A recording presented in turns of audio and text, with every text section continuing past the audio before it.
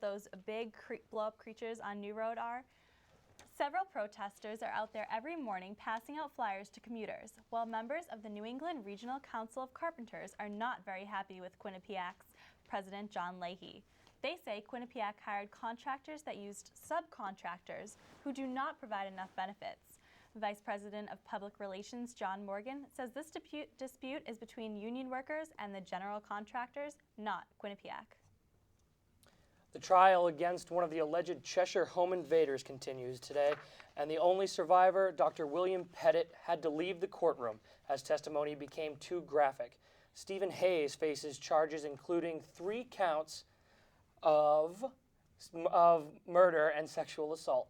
Pettit has remained in the courtroom throughout the trial, but the medical examiner today recounted the autopsy results of Pettit's 2 daughters and wife with graphic photos. And students are constantly on the lookout for the cheapest textbooks. But now Scott Sheehan says Quinnipiac students won't have to look far for those fine, good deals. $500 is the average amount students spend on textbooks per semester. This year, the Quinnipiac Bookstore is offering rented textbooks as a way to help the students. We started renting textbooks so that we could lower the price of textbooks, so we could lower the cost for students. For the first time in my 30 years as a bookstore manager, I can actually say we have the lowest prices in the industry for a new textbook. Quinnipiac's bookstore has rented over 580,000 textbooks this semester. They have rented more textbooks than any other bookstore in the Northeast. The average rented textbook costs 55% less than a new one. This semester, Quinnipiac students have saved over $400,000 by renting textbooks. They really love the whole process and the big savings on this rental. It was the best thing that could have happened to Quinnipiac. I'm not sure. The first one I rented for $15, I think it was regularly like $70 or $80, and the second one I rented for $90, I think it was like $250 regularly, so substantial amount. I had one student, she only came in to buy a few books, and she saved over $180. So that made a real impact to her wallet. Renting a textbook is cheaper and easier than having to buy a book only to return it at the end of the year. Well, it's cheaper, and then you don't have, you're not stuck with the book that you're never going to use because you just give it back at the end of the semester.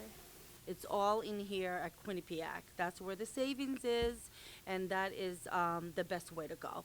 Quinnipiac's bookstore plans to continue to offer renting books as an option. They're currently trying to get their faculty to reuse the same book longer so it can be more profitable for everyone. In Hamden, Connecticut, Scott Sheehan, Q30 News. Thanks, Scott. New Haven's downtown entertainment district is on edge after this weekend's non-fatal shootings.